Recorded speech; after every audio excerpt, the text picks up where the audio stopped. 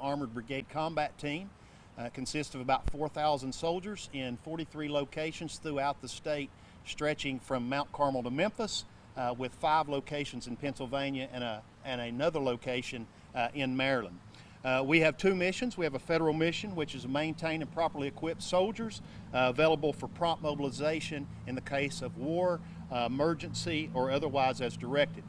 We also have a state mission, which is to provide defense support to civilian authorities. Now, that's what we're here to talk about today.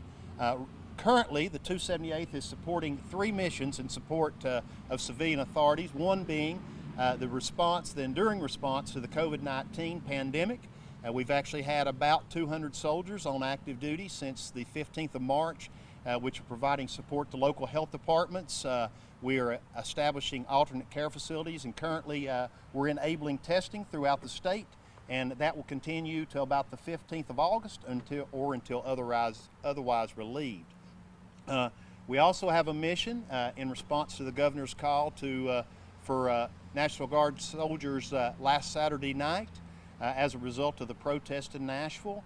We have a couple hundred packs on board for that, and we're providing quick reactionary forces, or we're a force provider should there be an emergency contingency we would have to react to locally. Lastly, and most importantly, is just yesterday we were notified of an operation where we will provide soldiers to assist the local law enforcement at the nation's capital. We'll be moving to the D.C. area to enable local law enforcement to provide safety for the citizens of D.C. and protect their property. We're ready to do this. We're well trained, well equipped. Soldiers are here and ready to go. And just to put that into context, the soldiers that will be supporting this mission, which is upwards of 1,000 soldiers, got the word yesterday morning at 11 o'clock. Today they're processing and will be ready for onward movement by about 12 o'clock today. So that's how fast these guys can put their life on hold. They've had to speak with their employers, their families. They're going to a mission where they don't really know where it's at. They don't know how they're getting there. They don't know how they're going to be lodged or fed. They're trusting in the leadership team, and we're ready to go. So we're fully capable, and we look forward to the mission.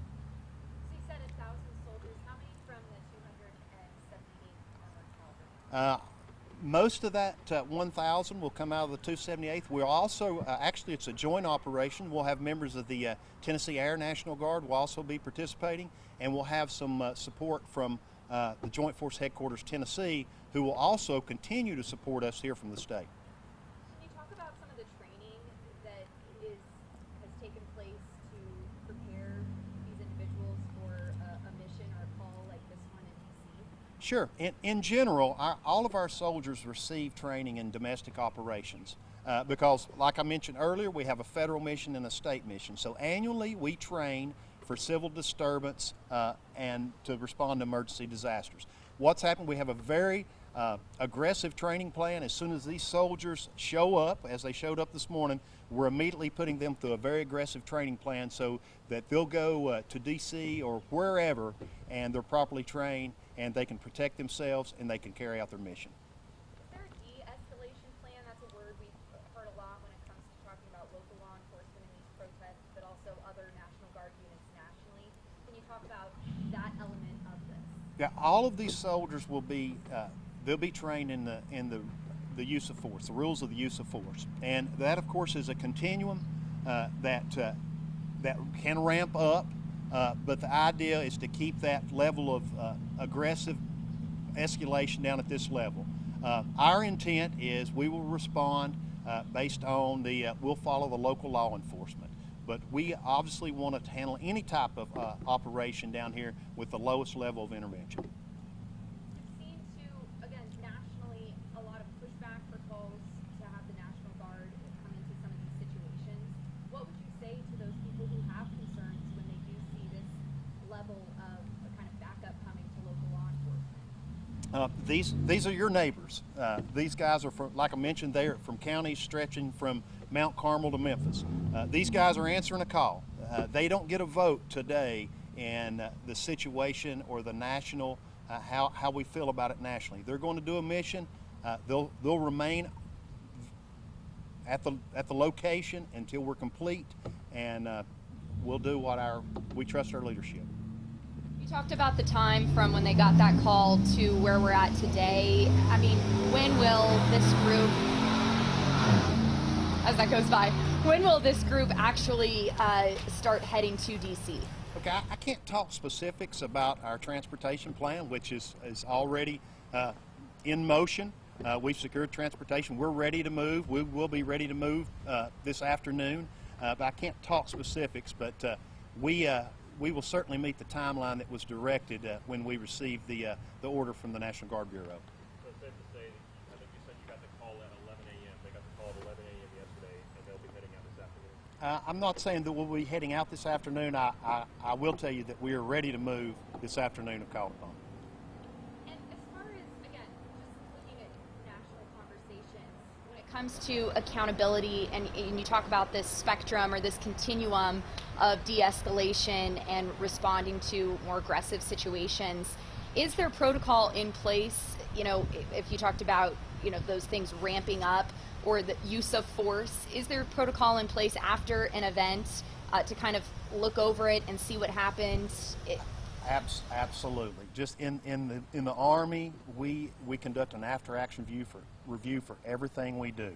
This operation is going on today where we're just in processing these soldiers. We'll do an after-action review because we seek constant improvement. The same thing applies for the civil disturbance response. And as part of the civil disturbance response, can you talk about just some of the activities? I know you don't know specifics yet, but some of the things that, you know, these individuals, our Tennessee neighbors, might be asked to do in D.C.? Well, sure. These soldiers will probably be asked to maintain some of our national treasures. There's been vandalism in the D.C. area. These soldiers could be called upon to prevent further vandalism. They could be called upon to do simple crowd control, or these guys may even be handing out water to protesters just to keep this thing peaceful, and so we can continue to move forward and get beyond this event. How often are you called to kind of step in and give backup when it comes to civil disobedience? Generally speaking, we don't do this mission a whole lot. Like I said, we train for it annually just in case. We don't do this. This is the first time this calendar year we've been asked to do this, and even then our operation's been very limited. So this is an unusual circumstance. We're trained for it. We can do it, but fortunately, we do not have to respond to civil disturbance often. Do you have a message for just Tennesseans, protesters in D.C., really anyone, again, that might have concerns with the National Guard being there, just a message from you as the leader of this group? Sure. Hey, as I mentioned earlier, these are your neighbors. They're coming out of your communities. They're coming out of your small businesses. They're doing a mission that we've been asked to do. We're neutral in terms of the politics involved in this whole situation. We're going to go do a mission. We appreciate the support we receive from our communities, and we look forward to that continued support. Anything else I haven't asked that you think is important? I think we're good.